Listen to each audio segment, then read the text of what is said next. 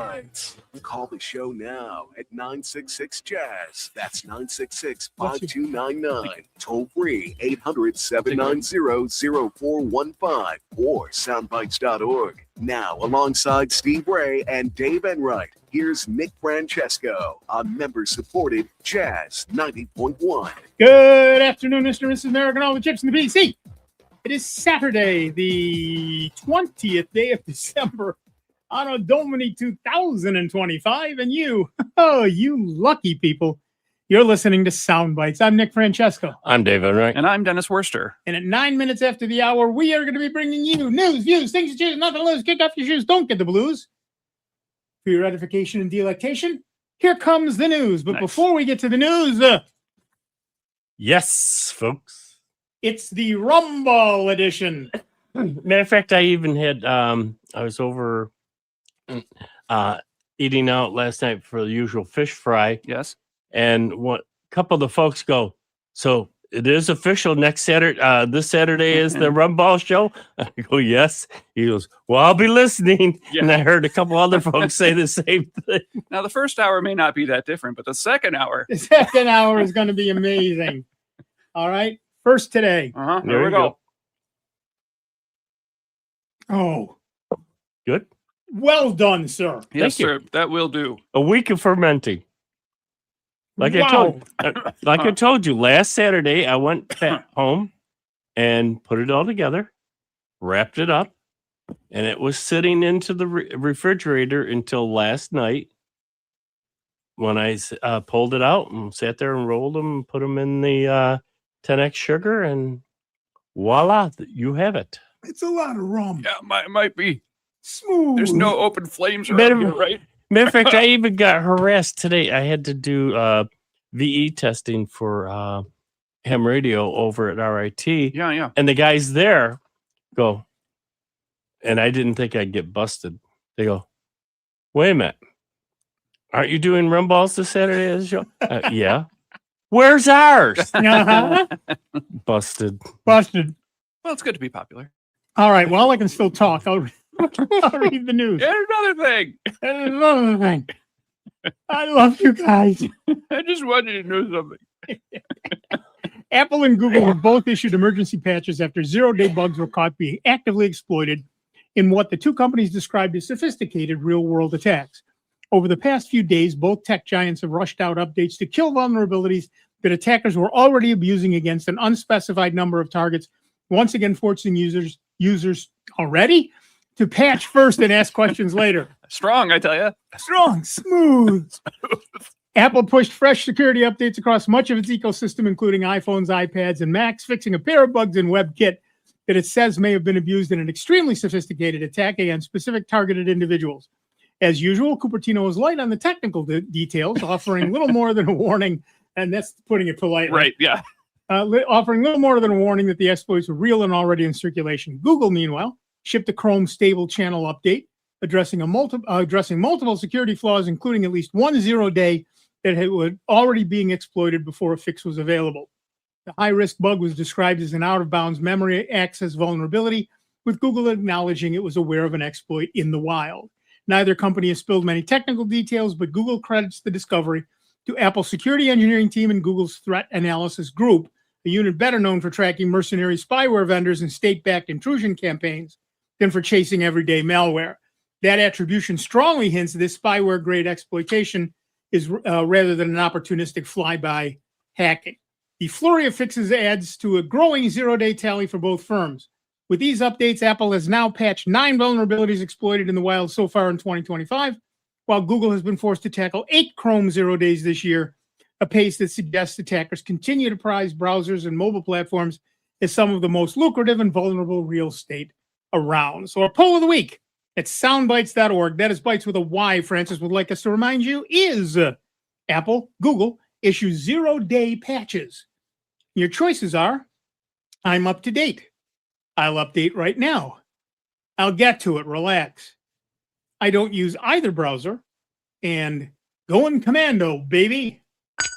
So far, we've got 28 votes, and I'm up to date is barely in the lead over I don't use either browser. Okay.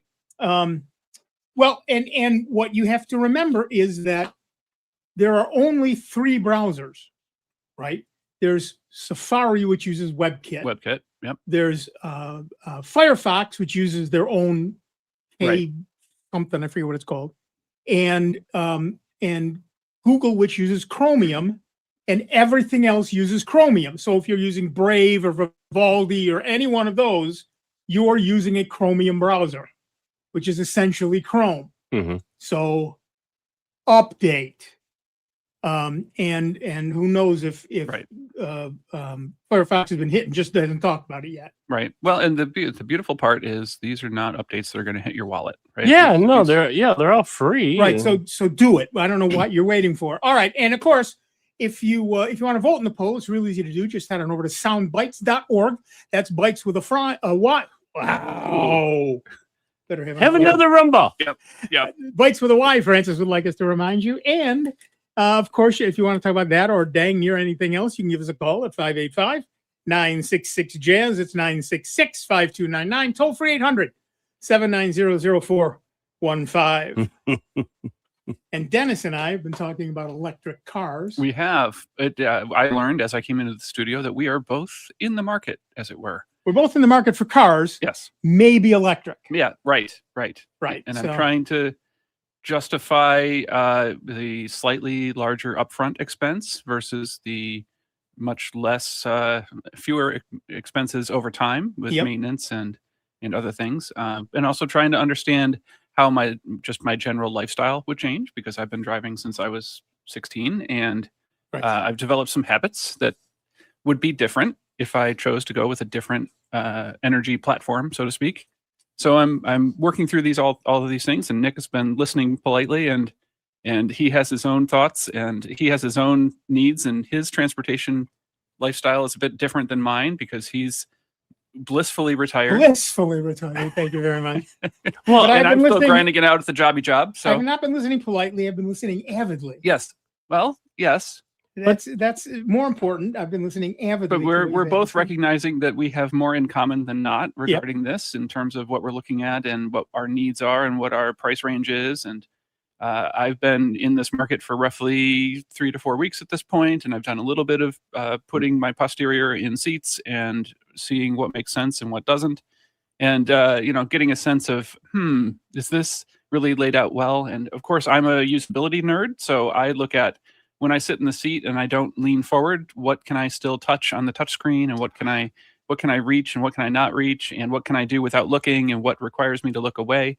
And the other thing that I did not bring up in our discussion yet is that there is this tension in car design right now between safety systems that would really prefer that you keep your eyes on the road Right. and will happily let you know when you are not doing that, versus the interface that exists on this pane of glass to your right that you need to use in order to change the radio station or One thing I will insist on is physical buttons. Yeah. Not every button has to be physical, right. but a bunch of them do. Hmm. I don't want to have to look over at the screen. I particularly don't want to have to go through 4 screens Right. to do something while Mhm. I'm driving. So No, there's a big brand that starts with a T that will probably not be your favorite then. then I will not be looking at that brand. What about one other thing that you guys weren't talking about much? I was just curious. Charging stations. Right. You have, before, because I'm sure your situation versus Nick. Nick doesn't have a garage. Right. Okay. So his charging station is going to have to be Outdoors. literally outdoors Mhm. and convenient that, playing shuffle the cars because his wife's car versus his car where he places it, and having it hooked up. Well, Versus well, say- Do you have a It- driveway or are you parking on the street? No, driveway. No, Okay. we park in the driveway and I park in the back always. Okay. So I So- know where I could put it. Uh, And really, I don't have to put the charging station outside. I only have to The have cord. the wire outside. Now, Right, do that's they? true. Does that part of the charge when you buy a vehicle? No, that's an extra. That's a Generally. that's an extra. There are some manufacturers that here's another thing I learned, that up until recently were funding a program to help subsidize the installation. It has been of last those. year. Yeah. What I learned was the dollars that they set aside in that fund were happily used by lots of wonderful customers and are no longer funded, even though their website says that they are. So when I worked into it just a little bit further, I found that that was no longer available. The general pricing seems to vary quite a bit for having that installed at your home, and it depends considerably on how much work needs to be done to go to your electric panel and verify, number one, that your house has enough amps of service. Yeah, the Start 220, break out a 220 line to. Right. But I would say, in my particular experience, we switched from an electric clothes dryer to a gas clothes dryer a while ago. And the line that we use for the the electric clothes dryer could be rerouted and put into my garage, and that would meet my needs. Now, that means I have less for an electrician to work on, Right. but your needs could be different, particularly if they need to go through lots of layers of stuff in order to get from the inside of your house to the outside. And if that's made of stone, or if that's made of brick, or if that's made of Right. other things, your mileage may vary, so to speak. Right. So that's an angle. I think what I've learned so far is that the significant price savings in what I'll call cents per mile comes when you do charging at home, and the convenience also comes when you do your charging at home and when you get into your car, and then you have the majority of your mileage available immediately, and you don't have to stop anywhere on your way out. Right. I already get in and out of my car every day. Mhm. I have to walk right past where the charger would be plugged in. Right. So Not all I not a have to huge do, deal. but not a huge deal. not a huge deal. Plug it in when I get out of the car, unplug it when I get into the car, and I am done. And I always have a full charge. Well, 80%, I would charge it to 80%. Sure. And I don't ever have to worry about it. Perfect. Thank you. Done. I talking about the electric cars and the charging and all that. A couple on Facebook, they have these things called reels. Yes. Sure. And I was watching one of these reels, and all of a sudden this Gen Zer Okay. was upset because they got an electric car and they found out they have to pay to charge their car. Well, They go, yeah. why? It's electricity. Shouldn't it just be able to? Yeah. They And were they recording this video on the phone that they also had totally to charge? blown away that they had to pay when they go to one of these charging stations to charge their car. Right. They thought it was like just a municipal water fountain. Yeah, that they you could just go walk up and to hook use. it up, and magically, it comes out of the air and Right. does it. Now, I will say there are areas where there are chargers that are free to use, usually near public parks, usually sometimes where I work, the parking garage used to be owned by the city of Rochester, and they signed up for probably a grant or something else, and chose to make that one free to use. That being said, it's not the fastest charger around, but it's something. Better than a poke in the eye with a sharp It's stick. going to be sitting there for 8 hours, so you're going Right. to get a decent amount of charge. So there are websites. I think plugshare.com is the big one that you can go to, and it will list all the charging points that it knows of, and you can filter by which ones cost which amount. I will say that the whole industry around charging is still very fragmented. Each one of these groups, whether it's Electrify America or other groups, all have their own app, and all set up that you need to put a credit card on file with each of them. And while the connector to get into your car may be physically compatible, you still need to have a relationship with the company providing the service. And the other thing I'm still working out, and there's a lot about this that I don't know yet, is how do I determine what the price is without walking up to it and clicking the "Hey, what's your price" button? I presume that there's a place where this is published. I just don't know where it is. But compared to gasoline, where you literally can read the gigantic like numbers Gas Buddy from the street, you Right, can read right, them right. as you drive by. They're giant, usually piercing red, and you can read them at any time of day or night, and they're as tall as a person. The electric pricing is just not as present. So I'm No. I'm still learning about that. And perhaps a listener knows more about this than both of us and can call in and educate us. That would be a fantastic thing. Now, I know on Google Maps, Okay. you can add charging stations. Okay. So that's a overlay. But that it you can doesn't add. give you pricing. Like Gas Buddy. You know, I use the app Gas Buddy. Right. And you can go in there and it'll tell you as you're driving around town, you know, the different gas stations, you can see the little bleep. Yeah. And it'll tell you the current price that last reported. Right. So those things are good. The other factor is, and this would be weird if we were talking about this in a gas engine. If you went to a gas pump and the gas pump was able to give you a gasoline, it was able to be at a reasonable price, but it only came out as a trickle. Yeah. So you had to stand there for 15 minutes in order to fill things up. You'd wonder what was wrong. Mhm. But there are different capabilities of different chargers to deliver electrons at a The certain rate. number of volts and the amount of time it takes to get those volts in. Right. Well, and your car may have Right. different capabilities to accept those. And the pipe may not be exceptionally wide in your car, or the pipe may not be exceptionally Charging wide rate. Yeah. sending. So matching those up is important if your time is of the most importance. And on the other hand, one of the things people are talking about is range anxiety. Sure. Oh my God, I can only go 300 miles on a charge. Right. I don't go 300 miles in a month. Right. Well, yeah, you have to understand what your needs truly Right. are. In my case, if we go on a long trip, we take my wife's car. It's a gas car. Sure. If it's a short trip, I can take whatever car I want. But if it's for buzzing around town and going to the grocery store and going to the coffee shop and going to the bookstore, going to the library, Exactly right. and you just need something to buzz around town, then this could be very, very helpful. There are people who do road trips this way, and it is definitely possible. They're generally stopping every few hundred miles, which I'm of the age where my bladder is what what dictates that, not my car. It's going to take me 15 minutes to hit the John, look around, maybe buy a drink, Pack of gum, pack whatever. of gum, get back to the car. Yeah. Why not let it charge during that time? True. Who cares? The other thing to know is that many cars will happily entertain you while the charging is happening. Yep. You can play videos or movies or use your internet connection while you're sitting there waiting for it to finish up.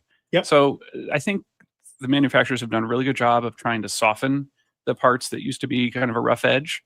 I think things have improved considerably in the, I'll say, 10 to 15 years that this has become a more popular option for people.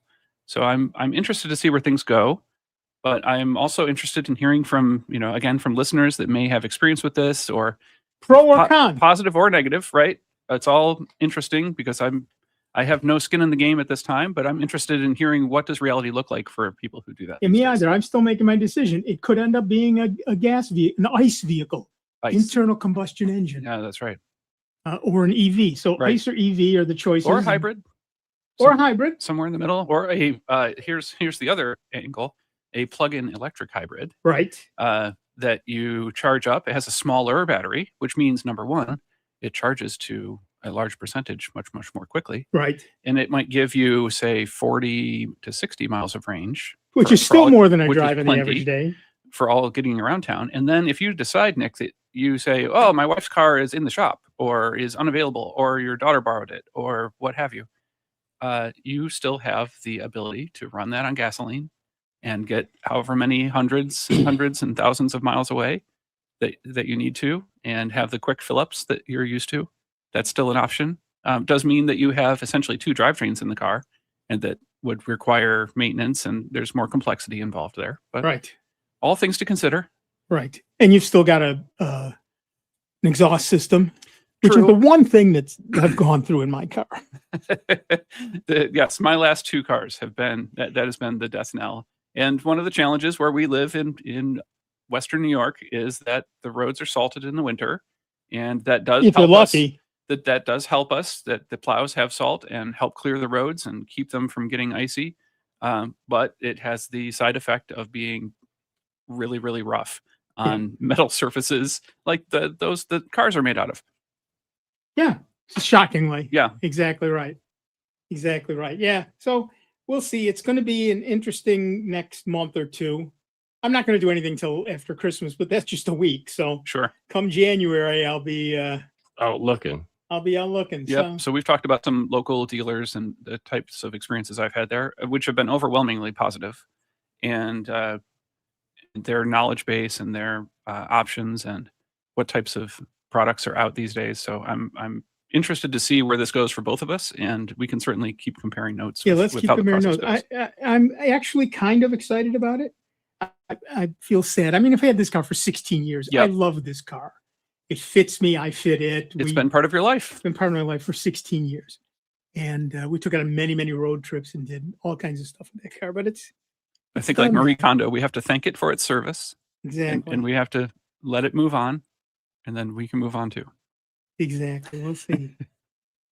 We'll see. It's a sad day, but it'll be nice to have a car that actually has a working clicker, Okay. which I don't have For right unlocking now. your door. For unlocking the door. That would be nice. I'm looking It's the little trying to things. accent the positive. Right. All right, we're done with the first segment of this show, but a whole lot more of this show coming along. We'll have a lot more Dave Enright, a lot more Dennis Worcester, a lot more Nick Francesco, and a lot more you, but only if you give us a call at 585-966-JAZZ. That's 966-5299.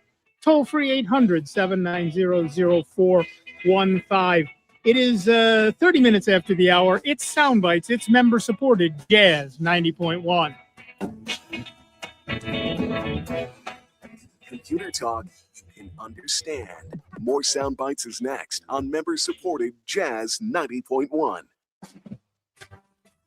NBC News Radio, I'm Michael Kastner. Millions of Americans are traveling today with just 5 days to go until Christmas, but many are being impacted by severe weather. FlightAware logged more than 11,000 delays as of Friday night, with more than 1,000 more today across the country.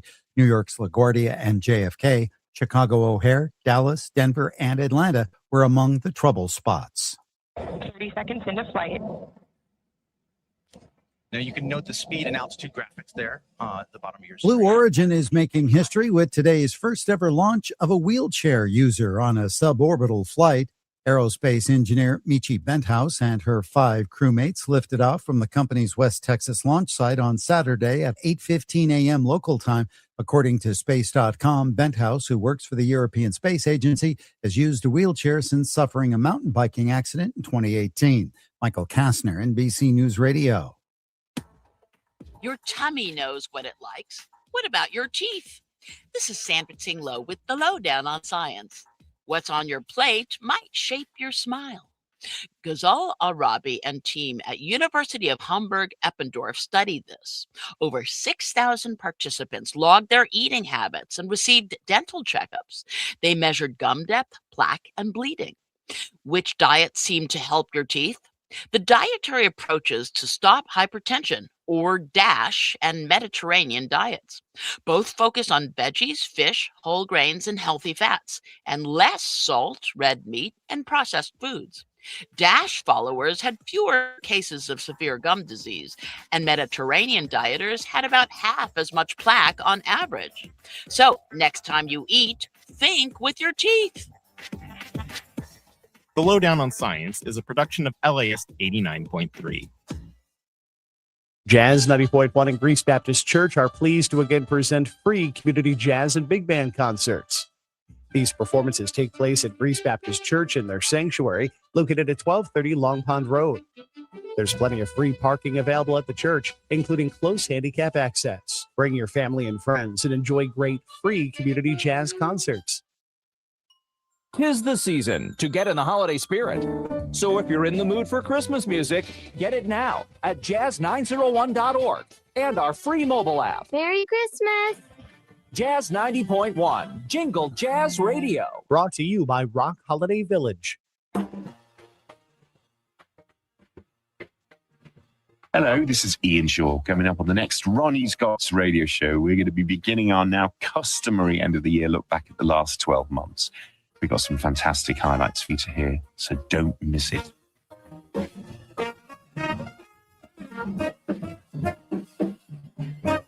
There'll be guests galore on the next Ronnie Scott's radio show, Wednesday from 9 p.m. on Jazz 90.1. It's not a big deal. Snap out. Just get over it. We've all heard it. But if you're experiencing extreme stress, it's not just in your head.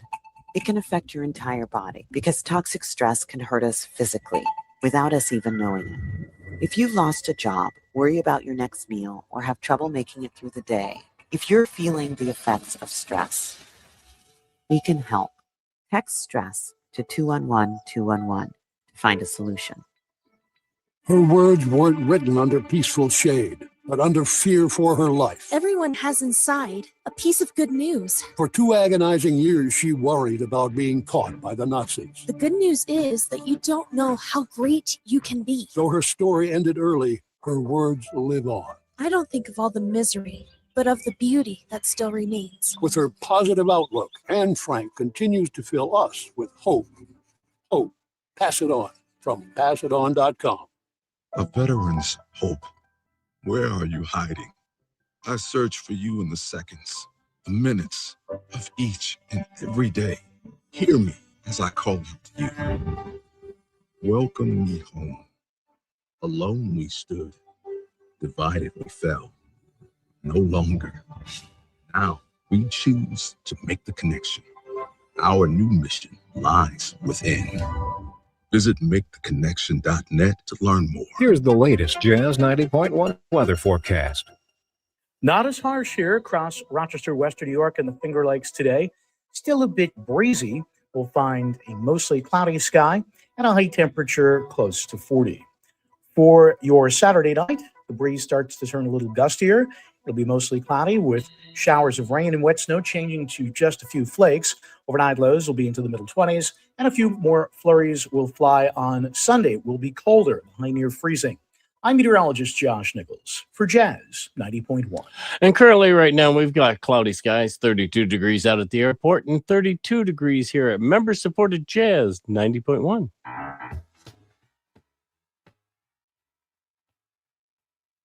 Welcome back, everybody. I'm Nick Francesco. I'm Dave Enright. And I'm Dennis Worster. And at 35 minutes after the hour, we are Sound Bytes. And we have had a rumble. We are Sound Balls. Sound Balls. All right. And, of course, you can give us a call at 585-966-JAZZ. That's 966-5299. Toll free, 1-800-790-0415. And we'll talk about computers this time, I promise. Yeah. In the meantime, I'll read the Microsoft news. Microsoft made a big push this year with Copilot. They put their AI chatbot into a special line of laptops and have also tried to integrate it into other tech products. I should have said every tech product. Yeah, they're really keyword though, tried integrating. The latest place you may find Copilot is on your LG smart television, whether you want it or not. Earlier this week, LG smart TV owners found that suddenly they had the Copilot app on their TVs, and they couldn't get rid of it. Yay! As you can imagine, this caused a tiny bit of a kerfuffle. So after a whole lot of tourists, LG has relented, and now you should be able to delete the Copilot app, or at least you'll be able to pretty soon.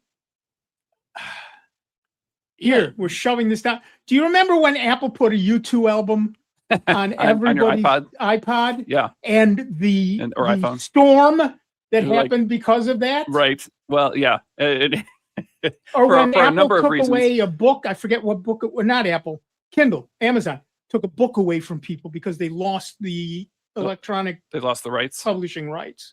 And they took a book away from everybody. People lost their minds. Yeah. And now suddenly it's good to shove Copilot up everybody's throat. Yeah, especially one, you didn't pay for the TV. Two, you're not paying for the online service that I'm paying for out of my pocket each month. Like, whose TV is it? Yeah. Right. Well, yeah. Microsoft is killing off an obsolete and vulnerable encryption cipher that Windows has supported by default for 26 years. Okay. Following more than a decade of devastating hacks that exploited it and recently facing blistering criticism from a prominent U.S. senator. When Microsoft rolled out Active Directory in 2000, it made RC4 the sole means of securing it. I was wondering if it was one of the RCs. Okay. Yeah. Within days, a researcher demonstrated a cryptographic hack that significantly weakened the security it had been believed to provide. Despite the known susceptibility, RC4 remained the staple in encryption protocols, including SSL and its successor TSL. Everybody else stopped using it a decade ago, Last week, Microsoft said it was finally deprecating RC4, but not until mid-2026. That's right. A massive known vulnerability will continue to be out there for another half a year. Hey, we're Thanks, working. Microsoft. We're working on it over here. You're working on it over here. Hold your horses. Just relax. You've likely come across quick fix warnings or even seen those attacks yourself. A rogue pop-up or fake captcha tasks you with copying some text and pasting it into a Windows command before pressing enter. This usually runs a malicious script which downloads and then installs malware on the PC. Quick Fix has now evolved. Say hello to Consent Fix. Okay. Same idea. It tricks people into giving attackers access to their Microsoft accounts. The method uses a browser-native prompt that persuades victims to copy and paste a link. Once the link is submitted, attackers can access without needing a password or multi-factor authentication. And what's Microsoft's answer to this? Don't do that. Yeah. Hey. Thanks, Microsoft. Gee, I would have never thought of it. Microsoft announced on Monday that it will soon block mobile devices running outdated email software from accessing Exchange Online services until they're updated. So if you've got an older device that can't update to the latest version of Exchange Online, you'll lose access to your email. Thanks, Microsoft. Updating your operating system has always been vital, though the very last thing anyone needs is a confirmation from Microsoft that yet another Windows security update is broken stuff. So we have one. This time it's VPN access for a certain subset of users. Microsoft has yet to provide a workaround for users who are affected by the issue, but has said that it is under investigation and additional information will be shared as soon as it becomes available. Thanks, Microsoft. Microsoft makes me tired, but we never tire of you. So give us a call at 585-966-JAZZ. That's 966-5299. Toll free 800-790-0415. That's where I got into a discussion with a person at work and talking about Microsoft Defender. Okay. And I told them, no, don't use it. Granted, the problem being is granted, it'll catch stuff. It is very good. It is very good.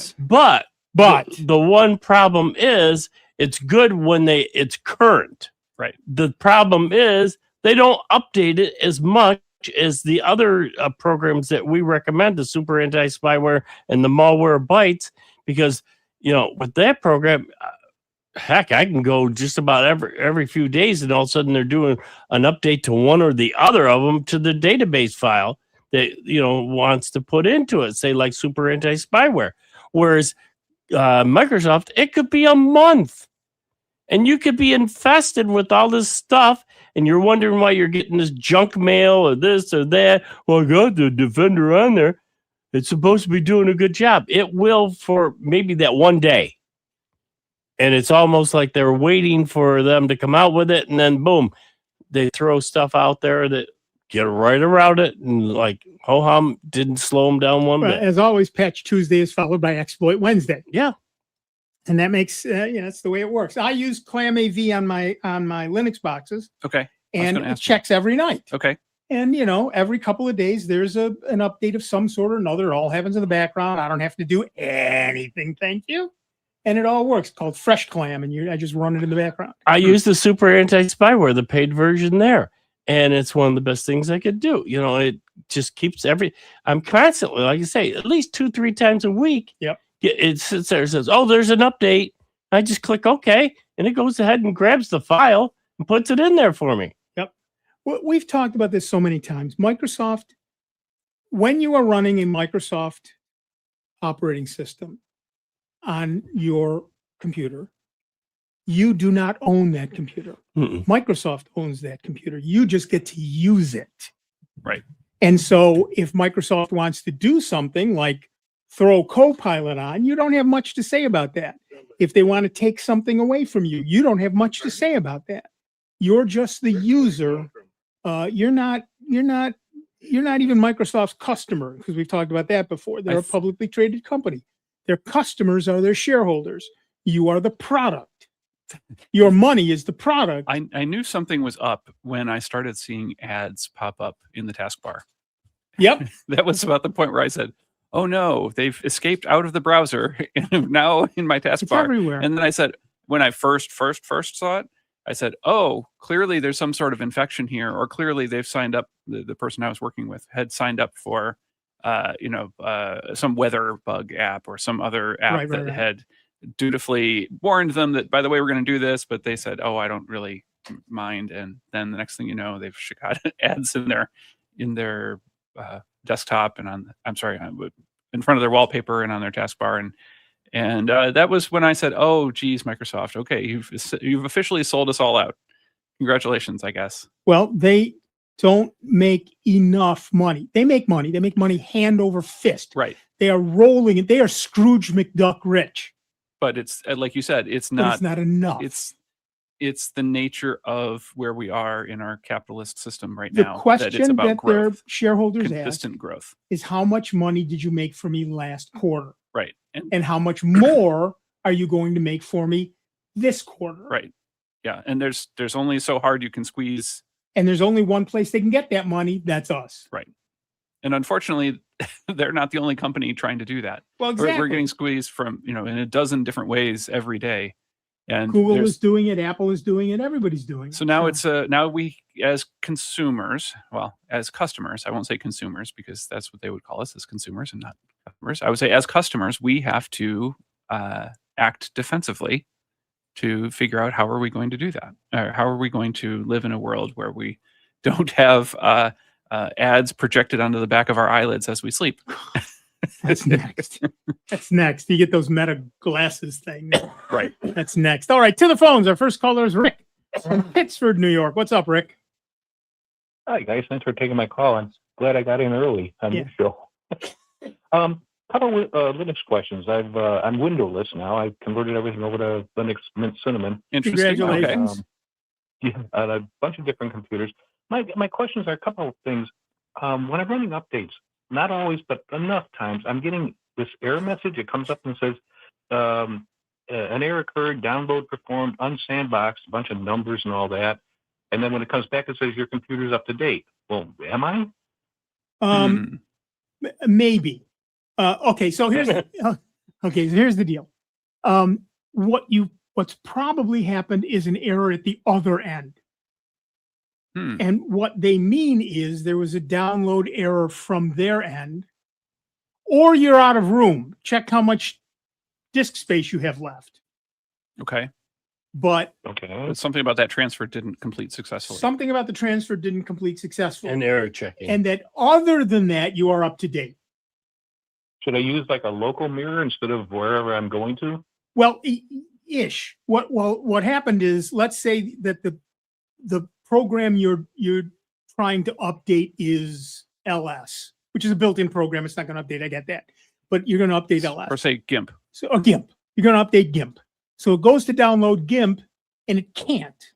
So now you've got two choices. It can either say, "Oh my gosh, everything is horrible," or everything else updated except GIMP, so you're as up to date as we can make you right now. Okay, I'm not getting any of those. I mean, I might get one program that's going to update, or maybe six, and then when it does it and it comes back error, it doesn't tell me what did or didn't take. If you do another update, it should tell you what didn't update by saying this needs to update. Okay. So do a second update immediately, and it'll tell you. You'll see which ones still need to be updated. Right. Yeah. So basically, what you're telling me is that I do have an error, and I need to fix it because I should be updating when I'm not. Right. Okay. Right. So again, check that you have enough space on your hard drive, because particularly if you're downloading something large like the GIMP, sure, it's the huge. May be large, and then it needs, as with Windows and the Mac and everything else. Let's say I download 100 meg to update. I need 200 meg in order to have enough space to install that 100 meg.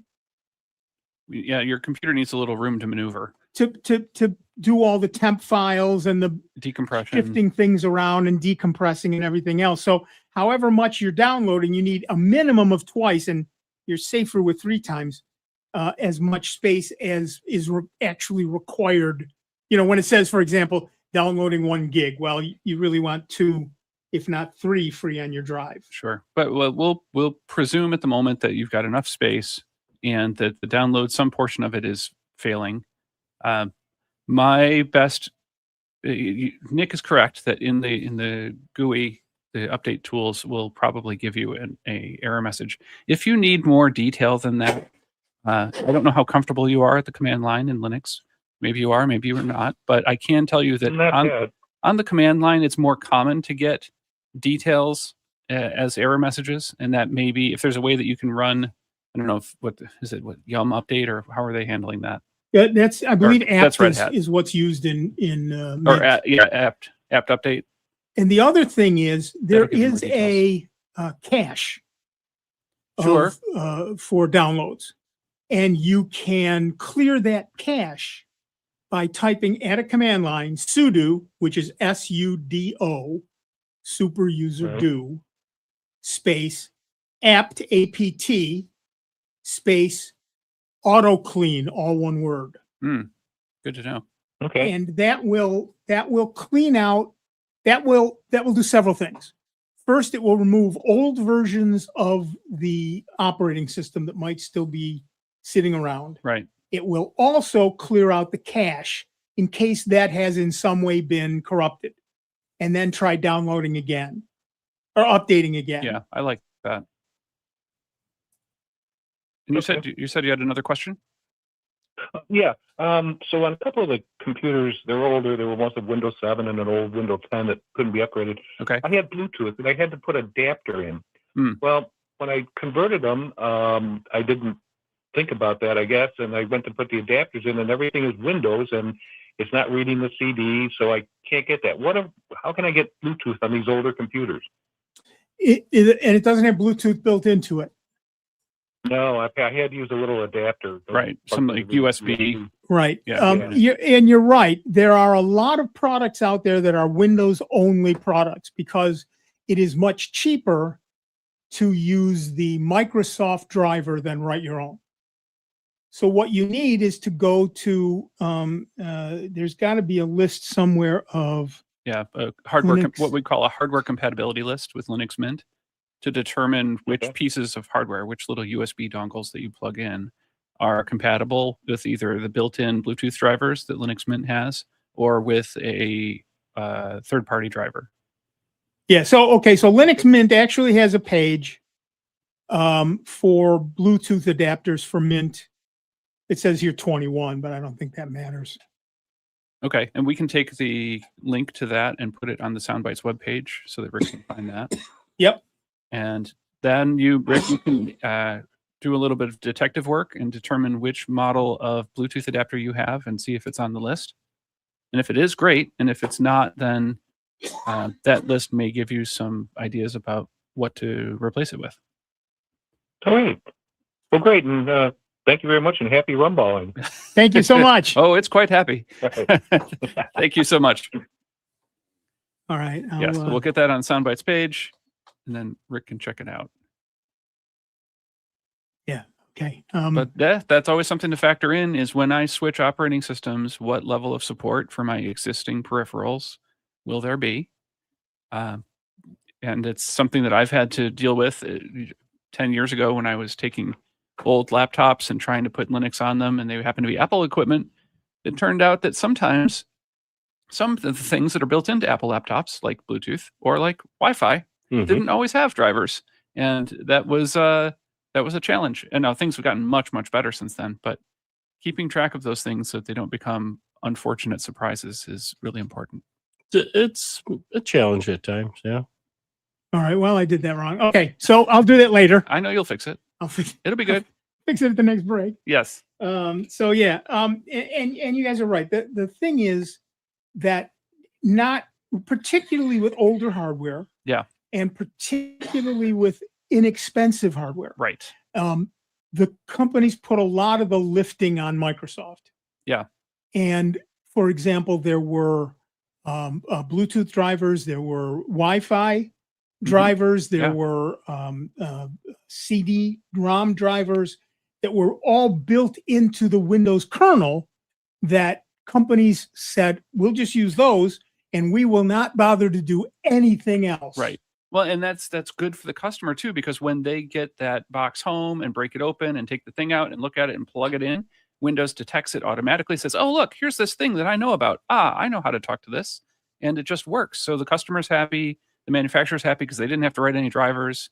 There's a lot of upside there. But when you get out of that Windows ecosystem, then all that stuff is completely up in the air. Right. And so, for example, with my NUC, bought a NUC, a next unit of computing.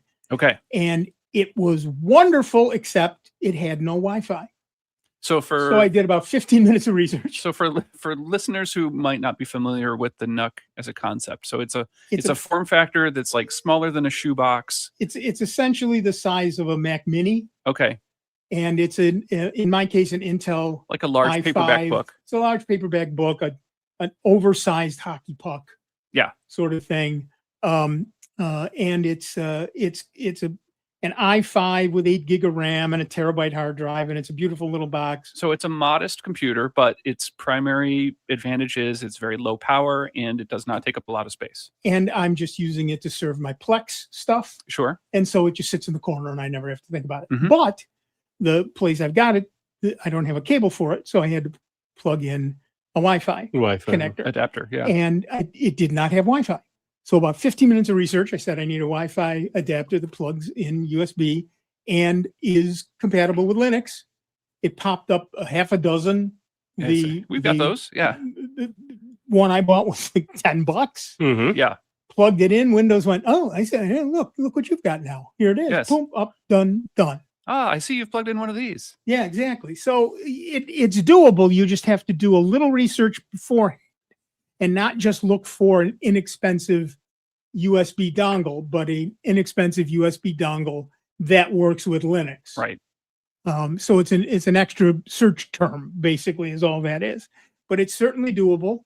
And it's one of the things that we talked about last week was I have a Lenovo ThinkPad with a fingerprint reader. Okay.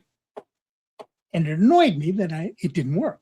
So I finally got that to work. Okay. And that took a little bit of research because it is an uncommon one. Again, it was designed specifically to run with a specific Windows driver. Right. Now, this laptop is like 10 years old. Right. So even Microsoft doesn't make that driver It's not anymore. getting the attention that it might have 10 years ago. Yes.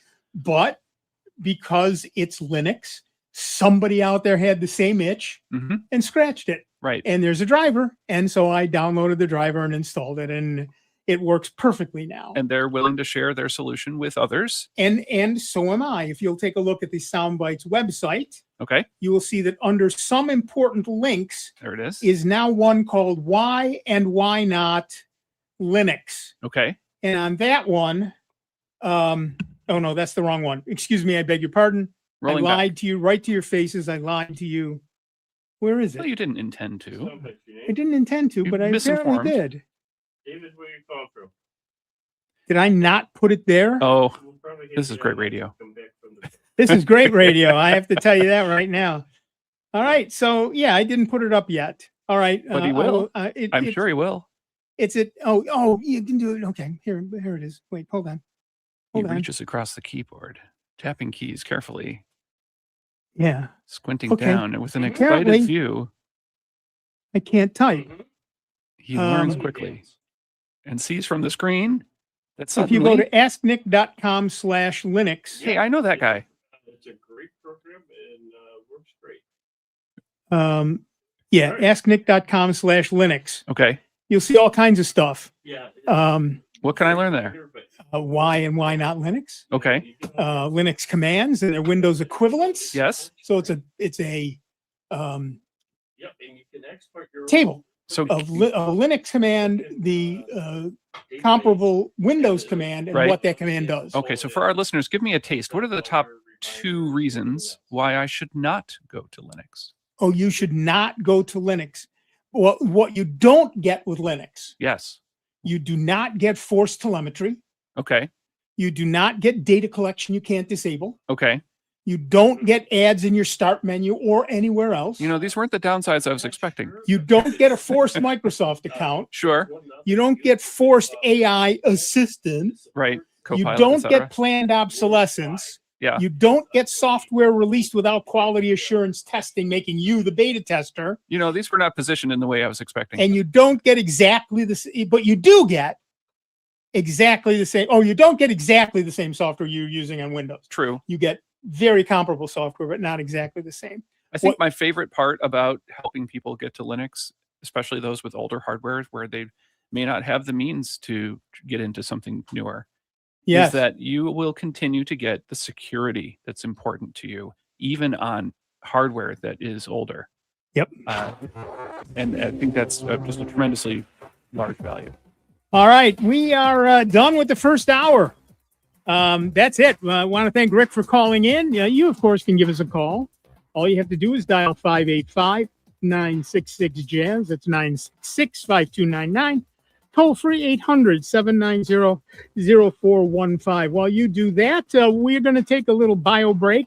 We being Dave Enright, Dennis Worcester, me, Nick Francesco, and you. It is 59 minutes after the hour. For some reason, you're listening to the longest running computer show in the known universe. Computers, we're talking about Microsoft and Apple and Linux and electric cars and pretty much anything you want to call in about. It's 59 minutes after the hour. It's Sound Bytes. Like I said, we're going to take a slightly longer break, maybe have another rumble. There's an idea. And we'll be back in just a couple of minutes with Sound Bytes on truly and solely member-supported Jazz 90.1. Before you call into our show, please make note of the following rules. 1, turn your radio down. 2, turn your radio down lower. 3, remember, nobody has invented a good-sounding speakerphone yet. Don't use them. 4, make sure you have a point. It makes for a more interesting show. 5, calling does not guarantee you'll get on the air. No whining. 6, if you do get on the air, please do not tell the host what you just told the screener. We don't care. And 7, is that radio turned down yet? We hope this will make for a more enjoyable program, and we thank you for your time. Online 24 hours a day, 7 days a week at soundbytes.org. More with Nick Francesco, Dave Enright, and Steve Ray next on member-supported Jazz 90.1. WGMC Greece Rochester, a public service of the Greece Central School District. Jazz 90.1. Streaming online at jazz901.org. NBC News Radio, I'm Lisa Carton. Today is expected to be among the busiest travel days of the holiday season as a record number of Americans board planes, trains, and automobiles. As NBC's Emily Ikeda reports, severe weather is creating some challenges. We have been watching the flight cancellations and delays pile up, climbing into the hundreds as rain and heavy winds, including gusts topping 50 miles an hour, plague the Northeast. Boston Logan and New York's LaGuardia are two of the hardest hit airports. A Republican co-sponsor of the bill that required the full release of the Epstein files says the Justice Department is grossly violating its legal obligations. Kentucky Congressman Thomas Massie posted on X that Friday's partial document released by Attorney General Pam Bondi and Deputy AG Tom Blanche grossly fails to comply with both the spirit and the letter of the law that President Trump signed last month. Lisa Carton, NBC News Radio. Jazz 90.1 is supported in part by our members and by Hedonist Artisan Chocolates, a local company specializing in handcrafted chocolates. Hedonist offers gift boxes, business gifts, party platters, wedding favors, and chocolate tasting events. Hedonist Artisan Chocolates Kitchen and Shop is located at 674 South Avenue in Rochester's South Wedge neighborhood. You can also find them online at hedonistchocolates.com. I've been driving trucks for a long time. Safety is my number one priority. I know that my truck has huge blind spots. That's why I remember to check my mirrors often for smaller vehicles. Everyone can help keep our roads safe. Next time you're behind the wheel, try to avoid lingering in those blind spots. It can be dangerous. Let's all plan to share the road safely. Learn how at www.sharetheroadsafely.gov. Hi, I'm Dr. Anita Chandra with today's tip for kids from the American Academy of Pediatrics. As a parent, you are your child's first teacher. Like all students, kids will make mistakes. Your goal is to encourage the behavior you want to see. Set clear expectations, reward good behavior, and withdraw privileges when needed. What doesn't work is spanking. It only increases the risk your child will be aggressive. For more strategies on child behavior, talk with your pediatrician or visit healthychildren.org. At the National Children's Cancer Society, we know that the best treatment in the world doesn't matter if a child can't get there. The social worker here, she told me about NCCS. I feel like it's amazing that there's organizations out there that are assisting parents like myself with gas reimbursement, funding. It helps out a lot. To help in our mission or just learn more about the NCCS, visit thenccs.org today.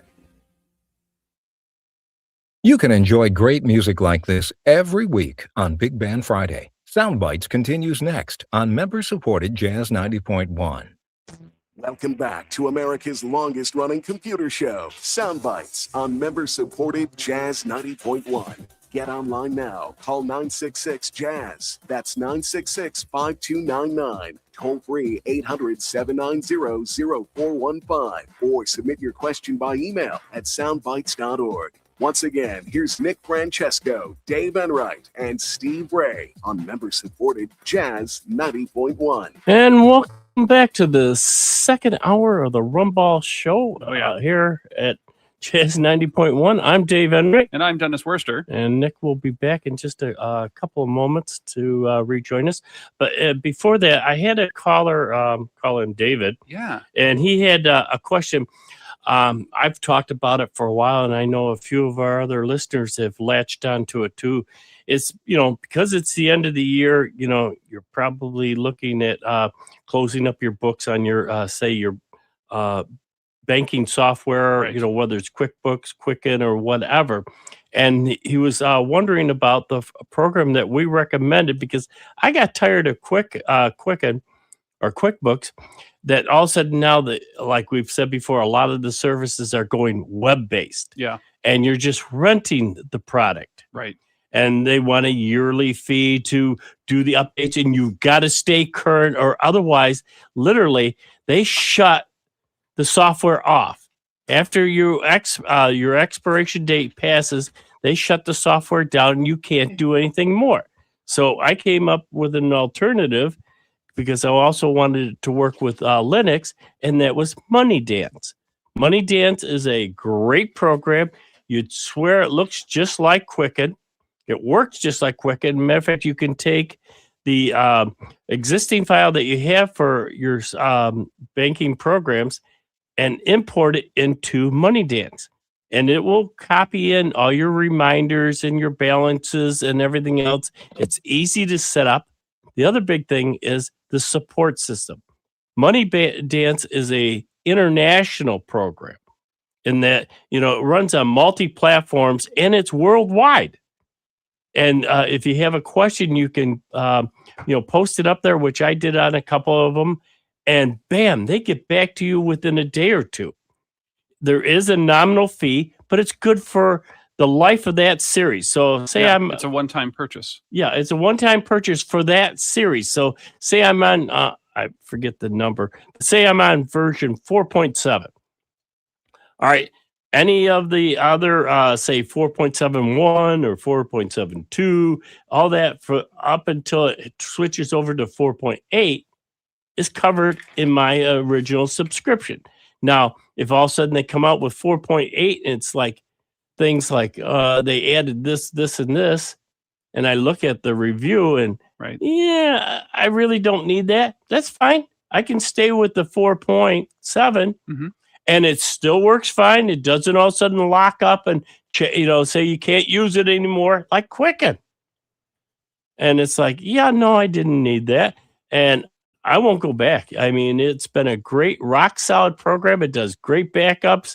And easy to set up. Yeah, well, and it's available on Windows and Mac and Linux. Yeah, it's really all the platforms. Available. It's there, and like I say, great support. So if you're looking for something to start the new year, and you're tired of paying the yearly subscriptions that that they're insisting on, because like we've said before, a lot of the software is going that you're renting it. You don't own it anymore. Well, at least with MoneyDance, you do. So, just as an alternative, check it out. And thank you, David, for calling in and asking about that. That's Very really nice. cool. Yeah, knowing about alternatives is really important, and it allows you to make the best possible decision. So Well, and there it helps are to know. a great number of alternatives Yeah. to Windows software for Windows itself and for Macs and for Linux. And one good place to go to is alternative2.net. Yes. And that you can put in the name of any program and it will tell you what the alternatives are for multiple other operating systems.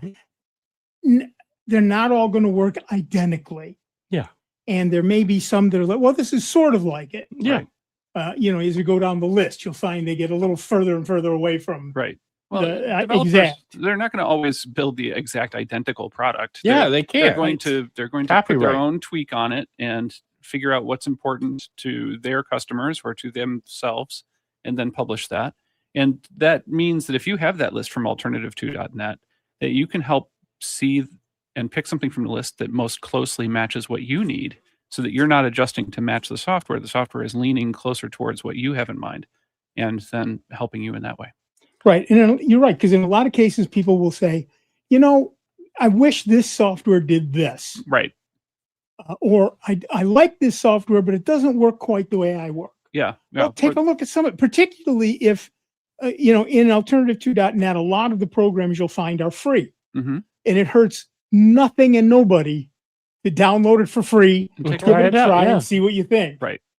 It's not a big deal. So you can do that pretty easily. Alternative2.net has 133,000 apps and software alternatives, ranked by almost 2 million users. So right. Well, and I think a lot of this discussion started by it being the end of the year and thinking about closing out 2025. And I know we've only got a couple of weeks left, but I found myself in that situation where I was finally getting around to all this stuff that I've been meaning to do because I wanted to get it done before the end of the calendar year. And that's where, again, if you're cleaning up your computer, that's another program. Matter of fact, they've got a special going on right now, and they're not paying me to say this, but Revo Uninstaller. Okay.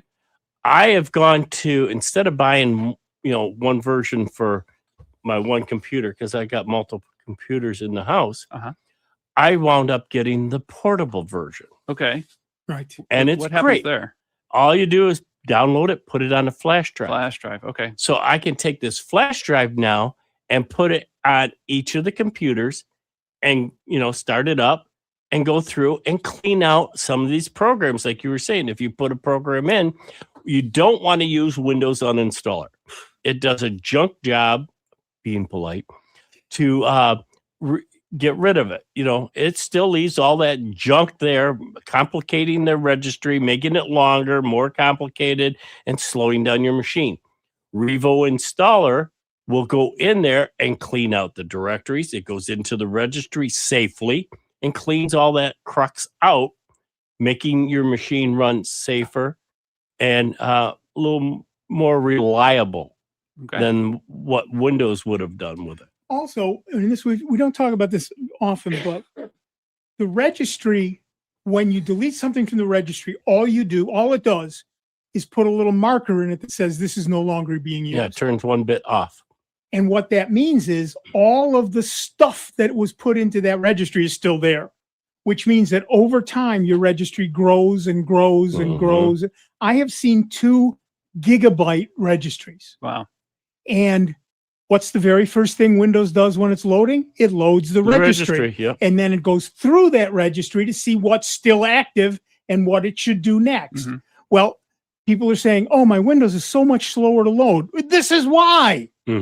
If you use Revo Uninstaller and it uninstalls all that stuff, your load time will also be faster. And it will go through and look through and see if there's any remnants of other programs that are no longer hanging around.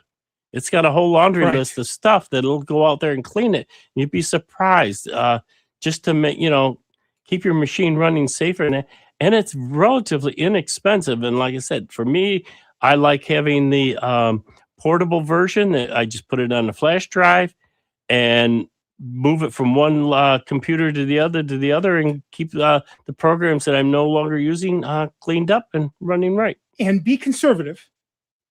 when you run this and it says, should I get rid of this? If you don't know what it is, don't get rid of Keep it. Yeah. Right.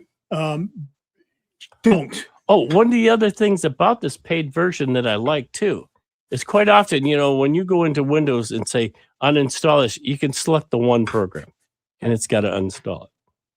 And then you can go to the next one, click it, and uninstall. Revo uninstaller, no, you can sit there, hold down the control key and select the different programs you want to uninstall. And it will gang Then them hit up. And, uninstall and it sit back and watch it uninstall, say 5, 6 programs, whatever you selected.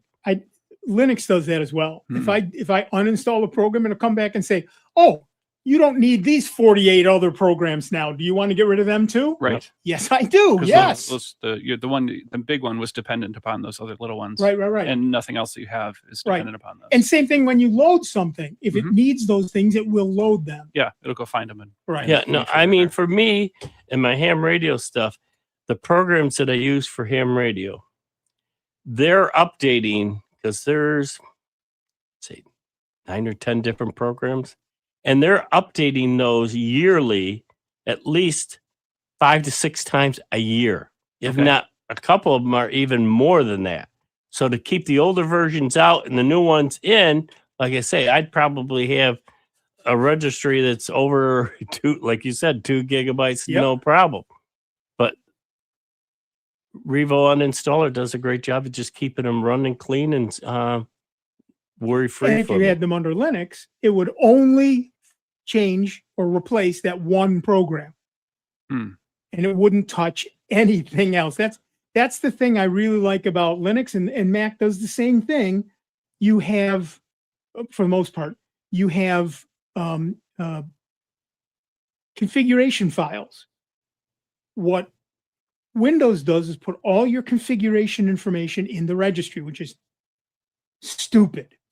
Because if I write a program that screws up a configuration file, I can screw up the entire registry. If it's under Linux, it screws up that one program. It's decentralized. It's completely decentralized, and it means you have a lot of extra little programs on your hard drive. So what? Particularly now that people are buying terabyte drives, it does not matter. Yeah. It simply does not matter. That's not the constraint that it was. Yeah, no, the size of them too, maybe only a few K. Right.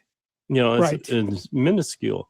So one of the things I did at the end of the year here that I've been meaning to do for several months is I was trying to figure out how to run a web-based tool, and I didn't want to have a computer that was driving it. I wanted it to be online so that multiple people could get to it. And I went to Amazon, and Amazon has this. It turns out Amazon does not make its money by selling us stuff and shipping it to our house. I mean, it does, but it doesn't make the majority of its money. The majority of its money is in use by its data warehouse and web services. AWS. Right. So pretty much any website that you go to, it is a very likely situation that's going to be served by Cloudflare or Amazon. AWS. Those are your big choices right now. So one of the things they offer is a very small micro service that lets you have a small computer in a small web accessible area and a small piece of storage, and they charge rent on it, and you can put up whatever you want, and it can be accessible to you or to others. So I had been, as a hobbyist, messing with this a bit, and I thought that I was in the free tier because they have a certain small amount that's below a threshold where they just say, oh, just use it. It's not even worth doing this. And so I said, okay, that's cool, because the thing I wanted to do was so tiny that I figured I'd fit within that. And even the usage that I was likely to have in the month should fall well within that. Well, something Blew happened. past that? Yeah. So I downloaded this Docker container and a Docker image, and I created a Docker container for this particular app, and I worked on using it, and I could never quite get it to do what I wanted to. And I just kind of put it aside for a little while I got busy with life elsewhere. And I figured, well, I'm on the free tier and I'm not even touching it, so I'm not expecting to get hit with my credit card or something else. So it should not be a financial impact. Well, that's what I thought. And then I started getting email from Amazon. Hey, by the way, you're going to go beyond the free tier this month, and we just wanted to let you know. And I'm like, okay. And then I said, how much beyond the free tier are we talking about? And they said, this month it's going to be 75 cents. And I said, great. Holy Amazon, this amount of my intention cost more than 75 cents. Yeah. So thanks for letting me know, but yeah, I'm going to let it ride. So time goes on, and they sent another email. Hey, by the way, we wanted to let you know you're experiencing this. It's going to go beyond the free tier. And I said, let me guess, 75 cents? They said 75 cents. Another month goes by. They said, it's going to go beyond the free tier. And I said, okay, how much is it going to be? They said, $8. And I said, what? That's a lot more. That's like 10 times more, than the 75 than the cents. 75 cents. So I said, well, I need to add this to my to-do list to get this squashed. And that was September. And as you know, in where I work in the higher ed industry, September gets kind of busy. September gets busy. October gets kind of busy. Things calm down about the middle of November. And that's when I said, oh, yeah, no, I have to get serious about this because it went from $8 to $15. Holy mother And of I'm pearl. thinking to myself, this is a Docker container. It is not talking to anywhere. It is not receiving input from me. What is going on? And I don't feel like I ever got a straight answer for that. And of course, in this AWS world, there are millions upon millions of buttons and levers that exist and different ways to structure all sorts of things. The types of services they provide change on what feels like a monthly basis. But if you are not in that world, it's tough to know how to do things effectively and efficiently. So I was following along with somebody who'd written about this 2 years prior, and some of the buttons had changed. So I, this past week, did get to turn off this as part of my end of the year stuff, finally getting to my to-do list. And it was up to $15 a month. And I said, yeah, I need to take this taken care of because that's not going in a good direction. So I had to go to my good old friend, Chatty G. Chatty G. And say, hey, Chatty G, tell me how I can make this go away. And it said, yeah, you know what? AWS has their own tool for AI. We can certainly say you go in and go do this, but you might be better off talking to them directly. Interesting. And I said, that's interesting. So then I went over to Amazon's web services and clicked on the giant question mark. And they said, hey, sport, we're AI and we're here to help. What's going on? What can we do for you? And I said, we're the hi. government and we're here to help. I said, hi, I want out. We're done here.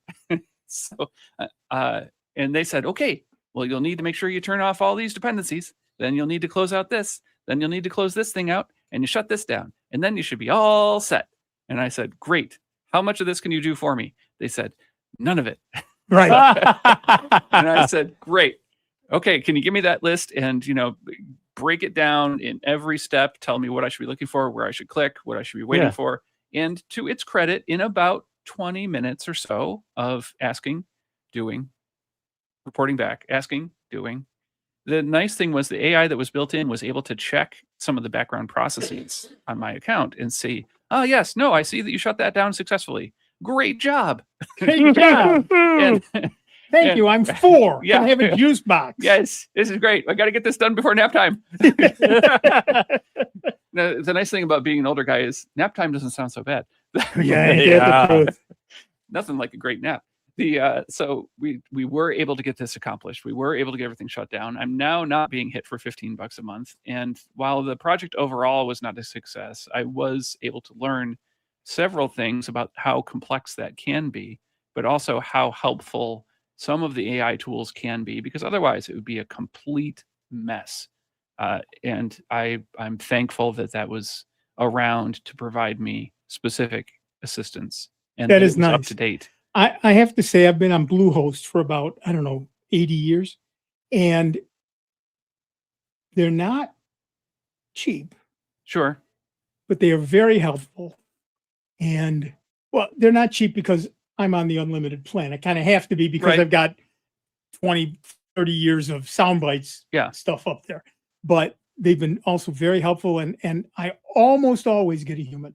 You can talk to an actual human. Yeah. And that's humans are the best. Yeah. But they're also tremendously expensive. Well, yes. Yes. And I know I'm paying for that. But it also is nice to say, I think I did this right. Can you backstop me? Or what do I do next? And they always say, let me do it. Well, yes. Yeah. Let me do it. Click, click, click. It's done. Thank you very much. Yeah. Check, have a nice check day. to see that this happened and this happened. My domain registrar is like that. Okay, we're good. Great. I love that. So I use hover.com to register my domains. They are not the cheapest, but they're based in Canada, and they are, just like you might expect, tremendously polite and exceptionally helpful. And the thing that I might deal with every 5 or 6 years in terms of how changing configuration and making sure I don't screw it up, they do that a dozen times a day, and Yep. they don't. It's no problem at all. They're happy to talk to you. They're very polite. I've let them know how much I love their service, and I'm willing to pay the premium because I get a human and it gets done correctly the first time, and I never am on hold. And they never transfer me to other departments. The people that I talk to originally are the people who helped me and that I thank and hang up the phone. Yep. I spent 25 years as a systems administrator, and I know what that is worth. Yeah. And I'm willing to pay it to have somebody else click the buttons. Right. And absolutely. It's not that much more expensive. No, it isn't. Compared to some of the others. No, it isn't. The value is way, way more than the price. I do almost everything on my own, but every once in a while it's like I don't, they've changed something. I don't know where they put this. Right. I don't know exactly what this is asking me. Suddenly I have to do a DKIM record or an SPF record in my DNS to make sure and I the do email those 3 flows the way times it's a supposed to. decade. Right. Yeah, precisely. So well, how am or I the going spec changes. Right. Or things expire.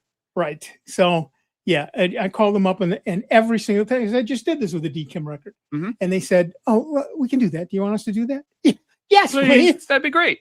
Okay, click. Okay, just check this. You're right. Yep.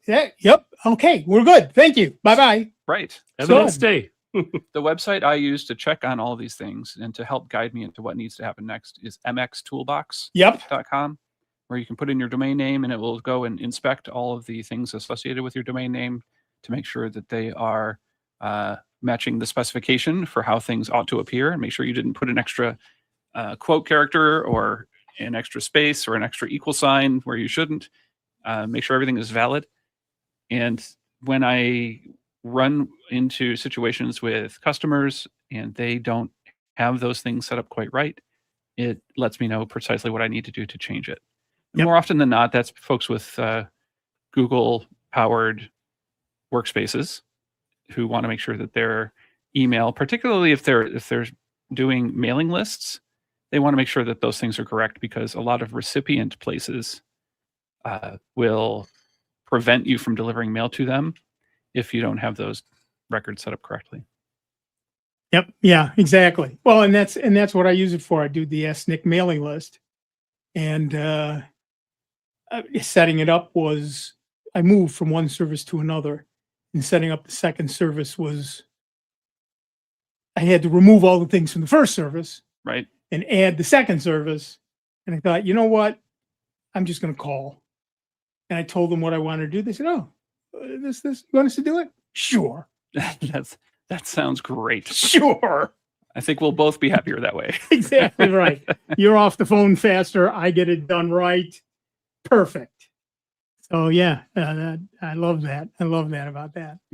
They're good people. But in general, you'll find that those sorts of things are all over the web.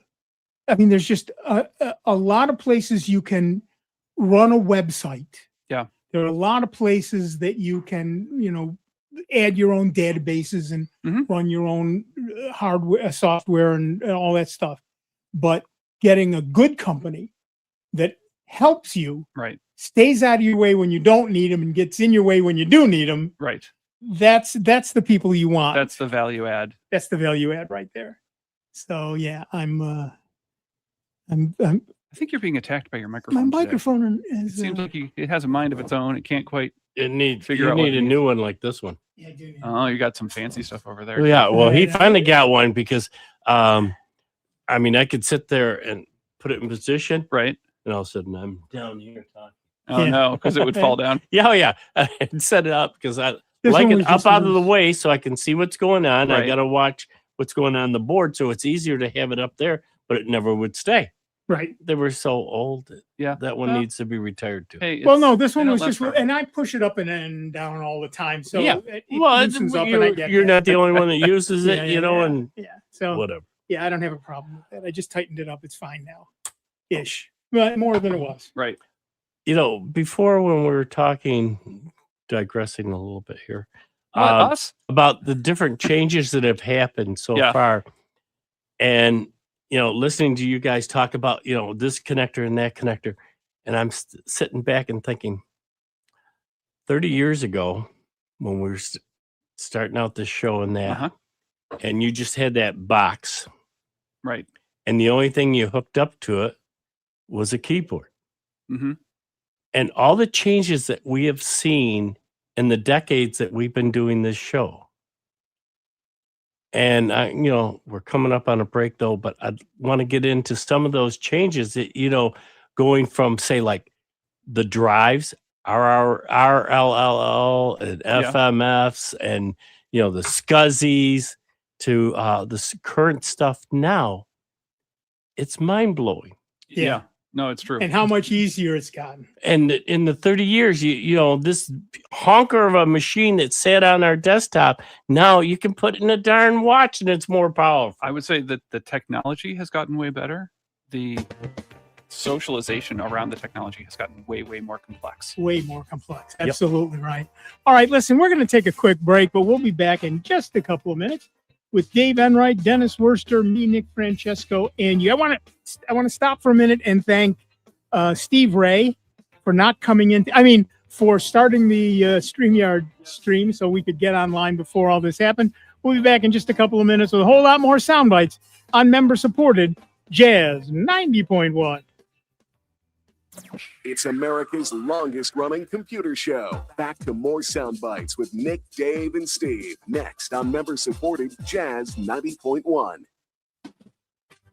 NBC News Radio, I'm Lisa Carton. Today is expected to be among the busiest travel days of the holiday season as a record number of Americans board planes, trains, and automobiles. As NBC's Emily Ikeda reports, severe weather is creating some challenges. We have been watching the flight cancellations and delays pile up, climbing into the hundreds as rain and heavy winds, including gusts topping 50 miles an hour, plague the Northeast. Boston Logan and New York's LaGuardia are two of the hardest hit airports. A Republican co-sponsor of the bill that required the full release of the Epstein files says the Justice Department is grossly violating its legal obligations. Kentucky Congressman Thomas Massey posted on X that Friday's partial document released by Attorney General Pam Bondi and Deputy AG Tom Blanche grossly fails to comply with both the spirit and the letter of the law that President Trump signed last month.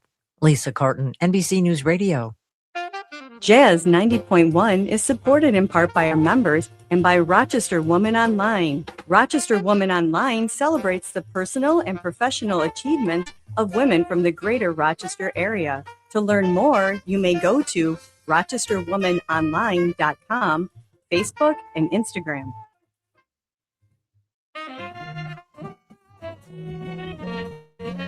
Hi, this is Jake Longwell. If your tastes in jazz lie within the more adventurous realms of the genre, I invite you to listen for Jazz Progressions every Wednesday at midnight on Jazz 90.1.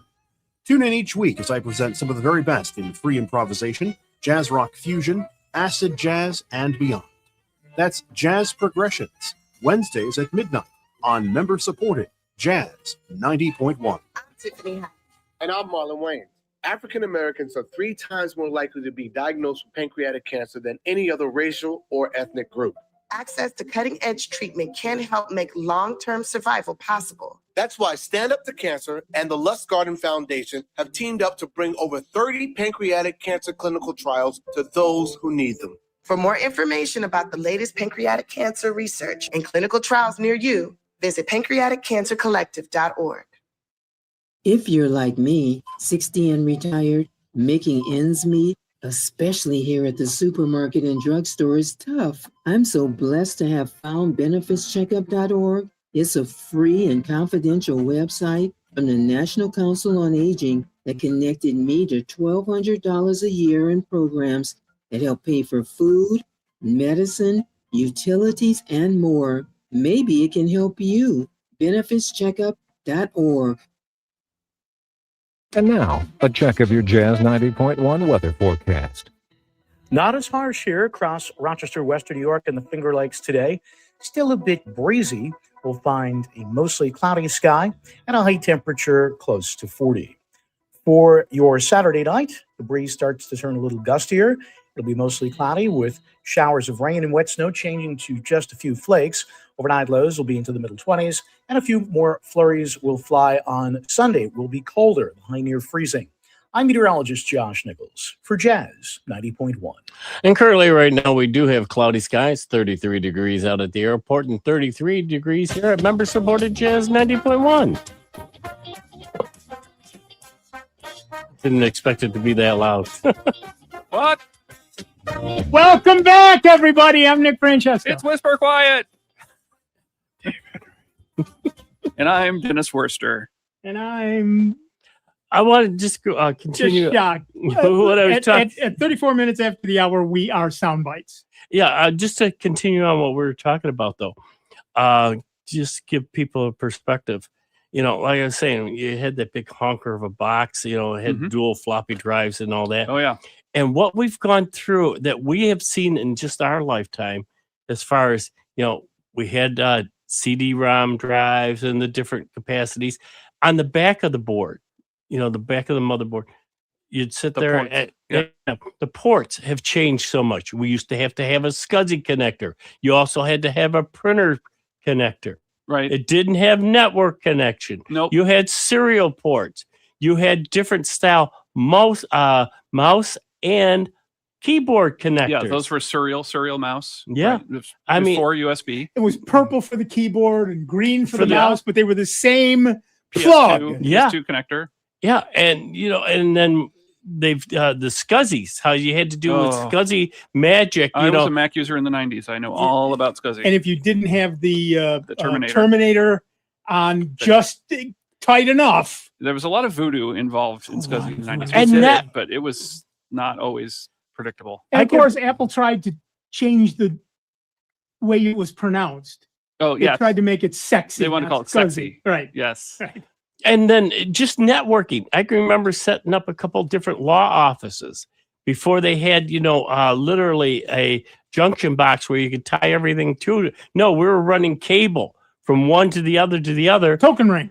And you had to have the last one terminated. Right. Because With the otherwise BNC connectors. the whole network went down. That was the PC Junior. Yeah. Used token ring. Yeah. Yeah. And then they doubled the speed of token ring by putting 2 tokens on Yeah. on the ring. And now, you know, we don't have CD-ROM drives anymore. No more floppy drives. True. Everything is USB 2 or 3. And you got usually on the back of the machine, you'll see maybe an HDMI because VGA and EGA are long gone, folks. Those Forget 9-pin that. connectors. Yeah, those are history. Everything is HDMI, which is definitely better. You know, cleaner, sharper images and everything else, which also, in essence, makes it easier on your eyes. The strain and stress on the eyes nowadays, we don't get the burn in on the screens like True. if you left The a CRTs. program up. Yeah, the CRTs. But that killed off the whole industry of screensavers. Yeah. When you had CRTs, everybody was. I still using blank out my screen. Yeah. I just for the heck of it the other day, I installed the Linux screensaver package, the X screensaver, so that I could run Bouncing Cows. Bouncing cows. I must have missed that one. A cow, a trampoline, together. That's all you had to say. Cow and trampoline. But there's more. Together, they fight crime. And you can have up to I think it's 8 cows on the screen bouncing all at once. I just put that on just. And what kind of crime do they fight? Do they get into that? It's just bouncing cows. Okay, don't think too hard. The password, don't think about it. The blurb is a cow, a trampoline, together they fight crime. But it's just cows bouncing up and down on the screen. It's hysterical. I was more of a flying toasters guy. Hysterical. Yeah, I have that one. Yeah, and then the 40 of them. or the aquarium. I have Yes, that one. that was all a the very fish. big 90s thing. Yeah. Yep. So the thing that I think I appreciate the most on a day-to-day basis is how much better 2 things have gotten: batteries and how much more efficient CPUs are in general. Yeah. Well, and that goes along with the battery. That's what makes the battery more efficient. Part of it, because yes, you got to have both. You gotta have both. A large amount of capacity per cubic volume and a very efficient way to have the processor sip on that rather than guzzle it. I was watching videos of the old lead acid batteries that people used to shove into portables. Yes. And that you could get a whopping like 45 minutes of runtime on this. And I was like, oh my goodness. I had I believe it was a Dell, but anyway, we bought laptops that had 2 ports on either side. Mm-hmm. You could put a CD-ROM drive or a floppy or batteries in either of them. This is about 25 years ago. Yeah. I And so we would for people who were going somewhere on a trip, we'd give them an extra battery, and they'd pull out the CD-ROM drive, or whichever one. And they have a battery on one side and a battery on the other side, and they get like 5 solid hours of processing. And it only weighed 12 pounds. And then, so the old Osborne 1 was 25 pounds. Right. It was portable if you were Lou Ferrigno, I used to say in those days.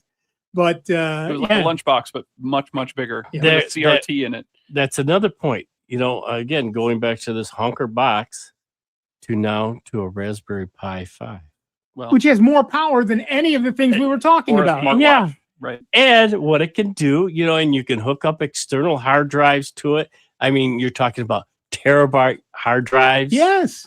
And do them in stacks. And by the way, their SSDs they're M.2s now, so they look like a stick of gum. Yeah. Well, and the ones I've seen are the size of a postage stamp. Yeah, the little M.3. The micros. No, what do they call them? NVMEs. 2. Something. It's incredible to see those things. Yeah. And of course, there was a point where you could actually desolder and resolder things and repair them. But now that's all entirely done by robots. It's surface with the surface mounts and everything else is it's unbelievable. You literally have to have a microscope. And work. Well, because now they don't use solder guns anymore. Right. They're using what they call liquid solder. Yeah. And they'll put the solder down, and then they take a heat gun to it. Right. And it's like a paste. Heat gun will then form it to the connectors. So you're not getting the jumpers, to over solder and cause dry joints bridges, and everything else. No, but that allows all of the components to be in a much smaller area. Yeah. So you can build things smaller. They can talk to each other faster because they are located that way. Raspberry Pi now sells a M.2 SSD, postage stamp size, 256 gig for $50. 512 gig for $60. What we should talk about that I don't think we've talked about yet is what the prices of RAM have been like lately. I've been hearing from multiple people that the prices of RAM are through the roof. And it all has to do with AI. Well, we talked about this last week on the show. Micron, which makes the Crucial line of memory, has stopped making Crucial because it was a consumer brand of memory. Mm-hmm. They are now selling the same exact memory for 3 or 4 or 5 times the price to companies that want to do AI. So venture capital is saying, I'm going to outbid your manufacturing capacity. I'm going to buy up your manufacturing capacity for the next N number of months. And that means that you're not going to be making products that are going to go into the consumer space. We're going to stay entirely in the enterprise space. Yep. And that means that the supply is going to go down for people like you and me. And then the price is going to shoot up. Yep. I was a little bit ahead of the curve because I bought a brand new machine last year. Mm-hmm. Last December, I bought a 32 gig of RAM, 4 terabyte, 1 and 4 terabyte M.2s to put together because I knew prices were going to go up. Uh-huh. I was a little ahead of the curve. That's good. Because it didn't happen until now. Yeah. But it wasn't that long ago that we were in the same situation regarding video cards. And I got a good video card out of the deal too. People that wanted to do crypto mining or other high-end computational analysis for machine learning, those are all things, and early LLMs and things that they wanted to run locally. Those are all things that relied upon the massive computing power of video cards and graphics processors. And all of those are going to... Now those have gotten reasonable, but then RAM shot up. RAM shot up, and now there are drivers for graphics cards for AI now because of, adding Nano Banana and all the other video imaging software. So those are going to go back up again. Mm-hmm. If you're buying, that's again another reason from my point of view, to buy a used computer and put Linux on it. It's going to cost you less. You get the same power and speed you think you're getting now. Right. Like we talked about earlier, you just continue to get the security capabilities. You get all the security capabilities on an older machine. I would love to get my hands on a decent Mac, old Mac, an Intel Mac, to put Linux on. I've got one, but the thermal paste, I've got two of them, and the thermal paste has let go. Sure. Yeah.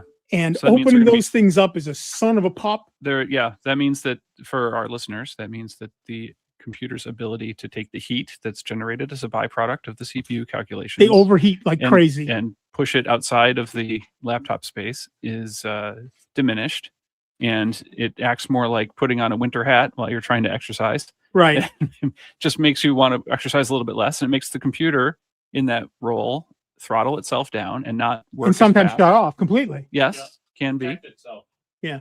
So, I don't have a Mac running right now, but I've got a half a dozen laptops that used to be Windows this one's an easy 15 years old to something that's only about 3 years old. Every one of them runs like a charm under Linux. No problems. Great. All right, to the phones. Our next caller is James from Rochester, New York. What's up, James?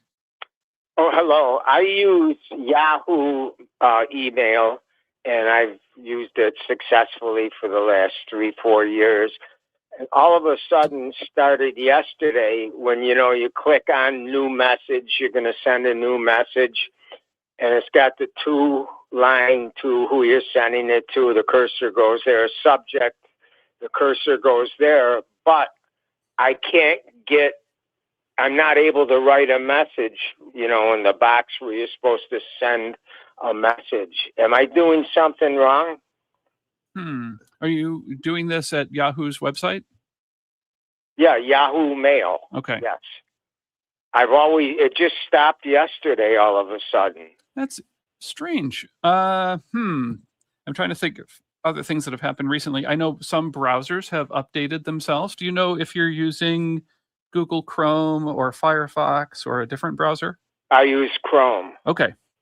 So I know that Chrome had some pretty big updates this past week, and I wonder if those things might have impacted it. The thing that I would try, and I'm going to make an assumption here because I don't use Google Mail nearly as often as you do. When you're in the to line, Yahoo Mail. I'm sorry. Yes, Yahoo Mail. My mistake. The tab key on your keyboard should allow you to jump from the to line to the CC line or to the subject line. And then if you tap it again after that, my prediction is that the browser will jump your cursor down to where you put in the body. Okay, while Dennis was talking, I was signing in. It sent me my verification code. Yes. I put in the verification code.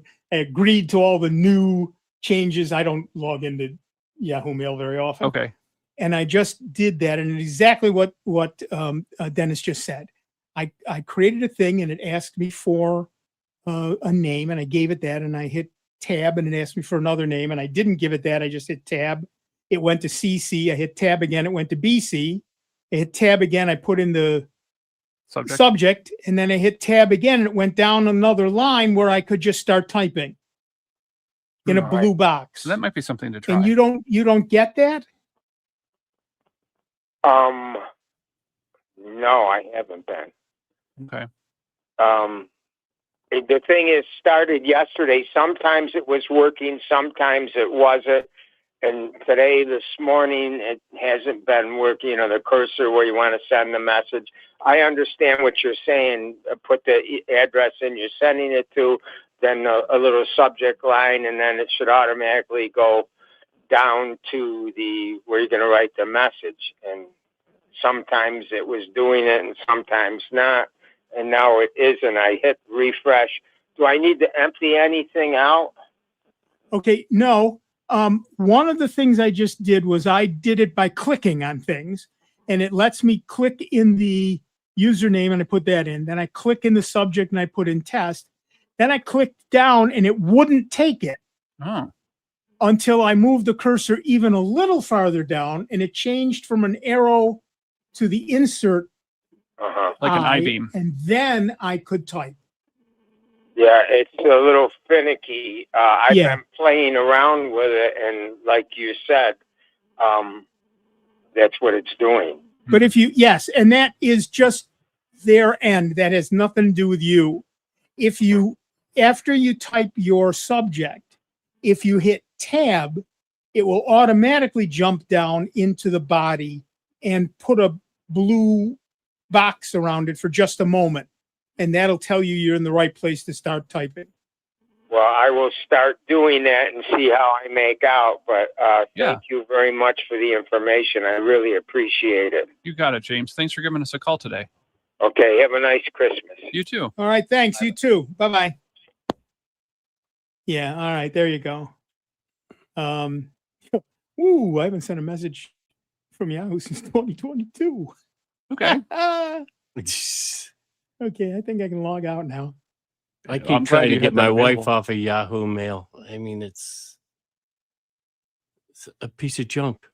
Well, it's not great. It's not great. It's from a different era when people were using Hotmail. That's back there with AOL. It still works.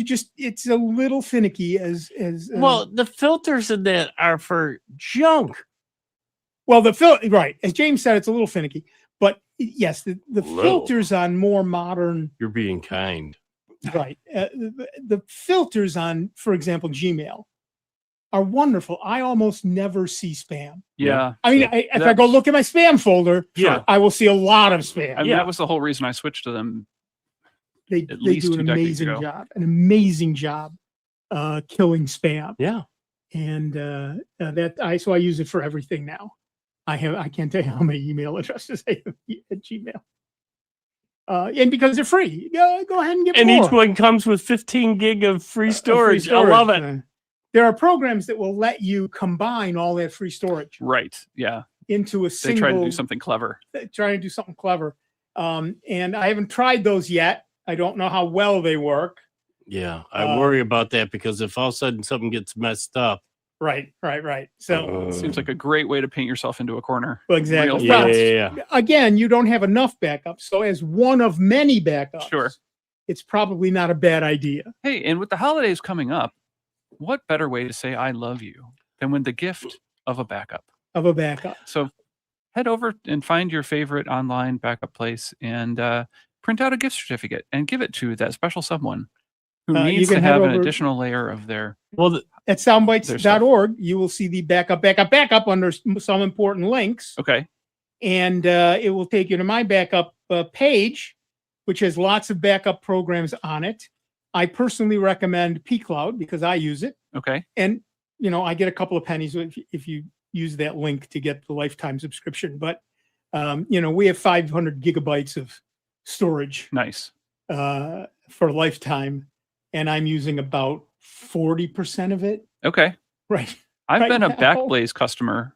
And again, Backblaze is great. They're not the cheapest. Right. But in terms of does the process work in the background? Does it let me know only when things are wrong? And every once in a while, just give me a thumbs up and say, by the way, things are cool. Everything's looking good. Yep. Carry on. It works for my wife's Linux machine. It works for my Windows machine. It works for my Linux machine. Yeah. It's very careful with the amount of resources it uses. Yep. It works in the background. It doesn't get in my way.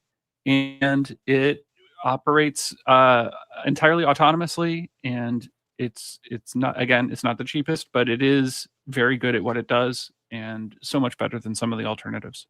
Right. So if you are going to get pCloud, please use my link and send it to everyone you ever heard of. One of the other things about that storage with Google, like you said, if you've got multiple drives accounts, well, within Google Drive, when you go into your file manager, you can set it up to have it show 3 of those storages, and you can map them to drive letters. Right. So I've set it up so that I have the 3. And the most important thing that I worry about always is my banking information. So I back it up to those 3 because my photos, I don't worry about that because I've got the Pixel and it just goes up to my Google Photos, and they're all up there. And, I don't have the regret of, I meant to back I would check that because I don't think they're free anymore. No, they're not. But I haven't blown past my Right. my wife, on the other hand. Well, and that's why one of the things I suggest is if you are an Amazon Prime customer, we are because of the free shipping for the market. Yep, the market. But we also, of course, get Amazon Music and Amazon Prime Video. But you also get unlimited picture storage. Right. Holy moly. Yeah. Believe me when I tell you I'm taking advantage of that. Yeah. I do. That's where mine are backed up. Yeah. If you happen to have some of those Echo devices that have screens, you can also dedicate a certain playlist to appear on those. which is Exactly nice. right. So you get sort of a digital picture frame thing. Yep. So it's really nice. And if you are a Google user, you can, $2 a month. So what, $25 a year for 100 gig. Right. Yeah. That's not a lot of money. No. 2 terabytes That's for less than $10 a month, Pizza and $120. wings. Pizza and wings, it cost you more than that. Well, exactly right. $120 a year for 2 terabytes of data. Come on. All right. So last topic before we run out of time. All right. In the year 2025. Yes. What do you think in your own personal lives, your best value technology purchase has been, or the thing that you have used this year? And I'll go first. I'll go first. The thing that I use every single day that if you'd asked me 20 years ago, would I be doing this? I would have said no, is smart light bulbs. Really? I get up every morning and I ask Alaska to turn on the bedroom. Or if I'm really smart, the night before I say, Alaska, turn on the bedroom at 6:30 tomorrow morning. And it will say. Now, I do know you can say every day at half an hour before sunset. Yes. Turn on the light, or half an hour after sunrise, turn off the light. I have my living room set to do that. So it's based on the whatever calendar and sundown and sun up. Right. I have it set to turn on the living room lights at sunset and to turn them off at 11:30, which is also my signal to, hey, dummy, go to bed. Yes. When suddenly the room is plunged into darkness, but might be time. And here's how I know. At first, I just got used to it. I didn't think about it. Here's how I knew that I had a problem. Not a problem. Here's how I knew I had become very accustomed to it. I went on a trip last summer to Penn State to go to the Mac Admins conference, stayed in a hotel, tried to wake up in the morning and yell to the room to turn on the lights. And the room just sat there and said, I don't know what you're talking about. Why, that son of a pup. And I had to stumble my way over to the light switch like a Neanderthal. Like a Neanderthal. And do that. So I will say for the year 2025, the thing that I've used most often that has impacted my life the most on a very day-to-day basis has been smart lighting. I have not done smart lighting because back when I first looked at it, it was so insecure. True. Unsecure. I opted for the Philips Hue stuff, which again, not the cheapest. Not but the cheapest, but very secure. Very secure. And for those of us of a certain age who used to use incandescent light bulbs, pre-LEDs or compact fluorescents, and you had to change them every few months. Yeah. This was a bigger deal. But with LEDs, the money you put in up front has lasted me years and years and years. For me, it's that NUC. I got to be honest. Okay. I've put so many. The Plex server that I set up. Yes. I've got all my DVDs on it. I can watch any movie I want, anytime I want, TV shows, all that stuff. And I just click over to my Plex app. Okay. Yep. And up it comes on every TV in the house. And life is a beautiful thing. Okay. I can't say enough about it. I know we're running out of time, but no. For me, well, as Nick knows, I was waiting on the software package. Yeah. Okay. You're happy And now. it was a 2-year wait. Wow. It was a 2-year wait, but I got to give this guy credit. It was called Ham Radio Deluxe. Okay. He rewrote the program from the ground up and did away with Microsoft Access. Oh, and we're now using SQL, and it is a screaming program. We love it. Wow. SQL worth Lite, it. right? Yep. Yeah. Very fast. Cool. I just wrote a program that lets me catalog all my thumb drives. Oh, And interesting. saves it in the SQLite program. I couldn't find one that did what I want, so I wrote one. The heck with it. All right, that's it. We are done for another week. I want to thank each and every person who called in. I want to thank Dennis Worster for taking time out of his very busy life to come over here and nonsense around with us for a couple hours. I want to thank Dave Enright for mostly staying awake throughout a large part of this show. I want to thank Steve Enright for not... and the Rumble. Steve Enright. Dave, no. Wow. Steve Ray for not... I only have one Rumble. That's another thing I want to thank Dave for. I want to thank Steve Ray for not showing up at all. I want to thank each and every one of you. Please, whatever holiday you're celebrating right now, enjoy the living heck right out of it, will you? And we will see you in just 166 hours. Be good to one another, will you? Stardate December 20th. If you don't like winter, but you live in the Northern Hemisphere, then give a little thanks to the laws of orbital mechanics.